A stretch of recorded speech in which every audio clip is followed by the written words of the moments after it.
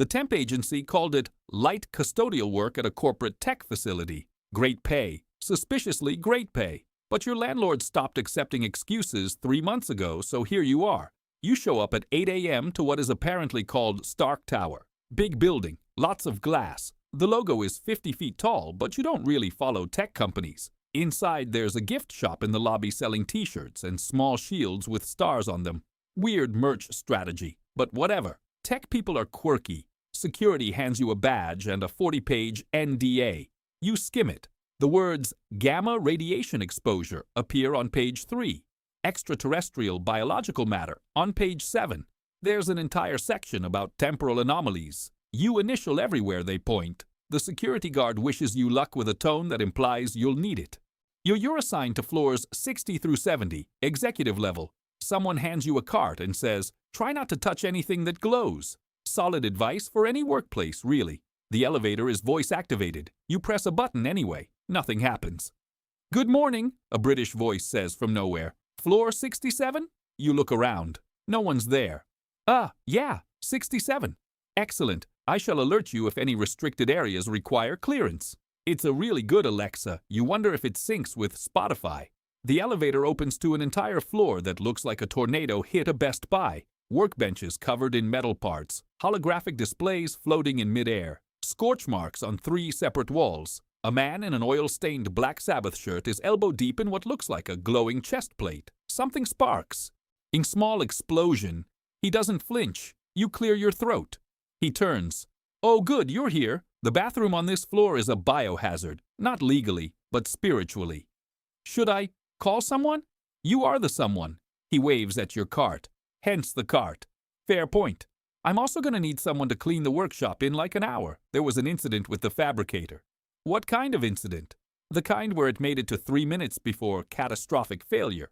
He sounds pleased about this. Personal record. You have no idea what that means. You go find the bathroom. It's not that bad. You've seen worse. The mirror is cracked and someone wrote, Bruce was here, in what you hope is ketchup. While you're mopping, a very polite man in dark slacks walks past, stops, walks backward. And I'm so sorry about the mess in the training room, he says. He has the posture of someone who's never slouched in his life. We got a little carried away. No problem. I'll get to it. I really do apologize. Well, you'll see. He's not wrong. The training room looks like someone drove a tank through it. Walls caved in, equipment destroyed, a throwing star embedded in the ceiling. The floor has a crater. You sigh. You go get the industrial vacuum. The British voice, which you've decided is named Alexa until proven otherwise, keeps giving you updates. The workshop is now available for cleaning. There is an 87% chance of precipitation in the common area on floor 69. You stop pushing your cart. Inside the building? Correct? How is their weather inside? I would recommend bringing absorbent materials. You bring extra towels. Floor 69's common area is fine except for the very tall man with long blonde hair eating Pop-Tarts directly from the box. He's wearing what looks like a Renaissance fair costume. Red cape, leather armor, the works. He nods at you. Good morrow. Morning. He holds up a Pop-Tart. Small lightning arcs from his palm to toast it. You watch this happen. You consider saying something. You decide these tech companies have people who commit hard to their hobbies and it's none of your business. He takes a bite. Glorious. You mop around him. Lunchtime.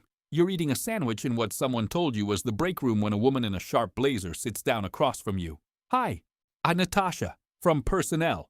Your heart stops. It's your first day. What did you do wrong? Did you initial the wrong section? Are you getting fired before lunch? Just checking in, she says. Her smile doesn't reach her eyes. How's everything going? Fine, great, no problems. Good. She stands. Let me know if you need anything. You spend the next 20 minutes convinced you're getting fired. By 2 p.m., you've cataloged 17 separate OSHA violations.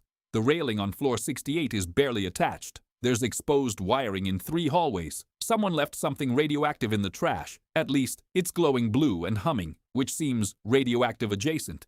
You're taking a photo of the railing for documentation when something flies past the window. A person in a metal suit.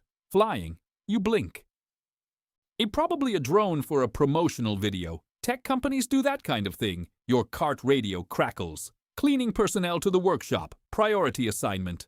The workshop is worse than before. Whatever the man in the black Sabbath shirt was building has exploded more thoroughly. There are metal suit parts everywhere. Full suits standing in glass cases along the walls like extremely expensive department store mannequins. He's in the corner, talking to a strawberry blonde woman in business attire. Can't just blow up the fabricator every time you have a bad idea, Tony. It wasn't a bad idea. The execution was bad. Totally different. The woman sees you. Her expression softens into the customer service smile of someone who's very tired. Hi, thank you so much for coming up. I know it's a lot. It's fine. Most people quit on the first day. She says this like it's a joke. You're starting to think it might not be. Tony, apparently that's his name, points at a coffee mug. Can you grab that? It's a prototype, worth about $4 million. You very carefully pick up the mug. It's a normal mug. It says, "World's Okayest Genius." He takes it. Thanks. Try not to touch anything that looks important, or anything that doesn't look important. Actually just use your judgment. You get to work. The British voice interrupts 10 minutes later.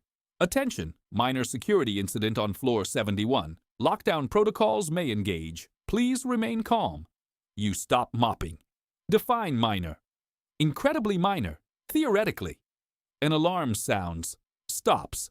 Sounds again briefly. Tony doesn't look up from his workbench. It happens every Tuesday.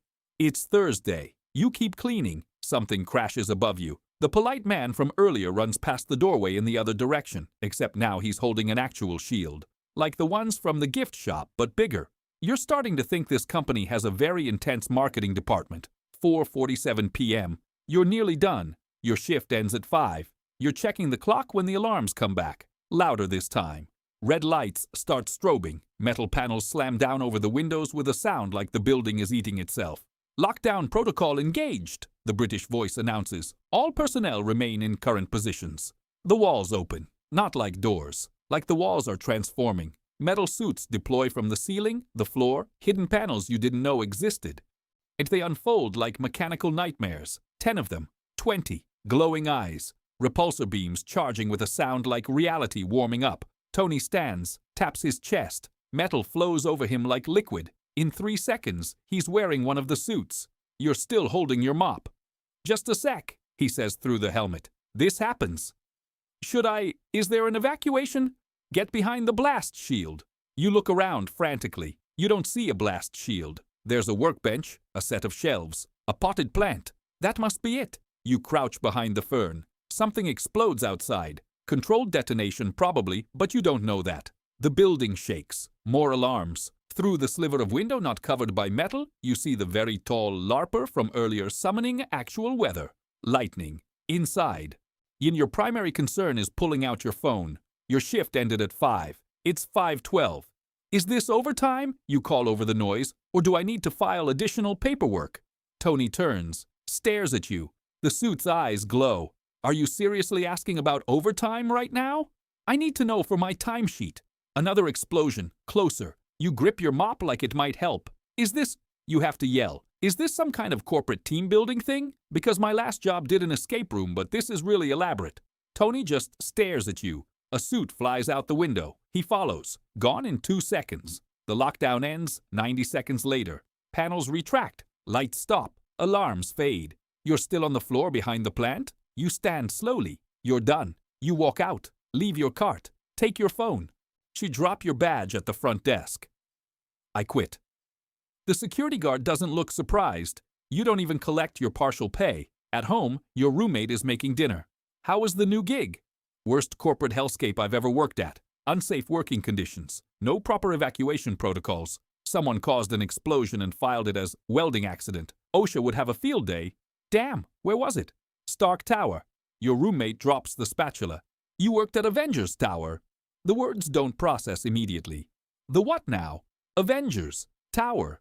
They're staring at you. Where the Avengers work. Earth's mightiest heroes. The people who saved the world like 15 times. The pieces start clicking into place. Very slowly. You're the guy in the armor. Iron Man. The polite guy with the shield. Captain America. The LARPer. That was Thor. Actual Thor. God of Thunder. You sit down. Your roommate is pulling up their phone. Did you at least get a picture with someone famous? You check your camera roll. 12 photos. All OSHA violations. Detailed shots of the broken railing. the exposed wiring, 3 angles of the radioactive trash.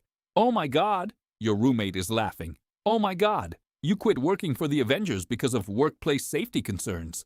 You put your head in your hands. Can you at least go back and get Iron Man's autograph? Black Widows? Anyone? I already submitted my resignation. To who? HR. The woman from personnel. Natasha. Your roommate stops laughing. Emo, you filed a resignation with Black Widow. The second wave of realization hits harder than the first. You worked for Earth's mightiest heroes for exactly 8 hours and 14 minutes. You documented OSHA violations at superhero headquarters. You hid behind a decorative plant during a security incident while Iron Man was in the room. You asked about overtime pay while repulsor beams charged around you. Your roommate is taking pictures of your OSHA documentation photos. I'm sending these to everyone we know. Please don't. Too late. Your phone buzzes. Text from an unknown number. Good luck in your future endeavors. Natasha. You're going to live with this forever. Your roommate is still laughing. You're never working in tech again.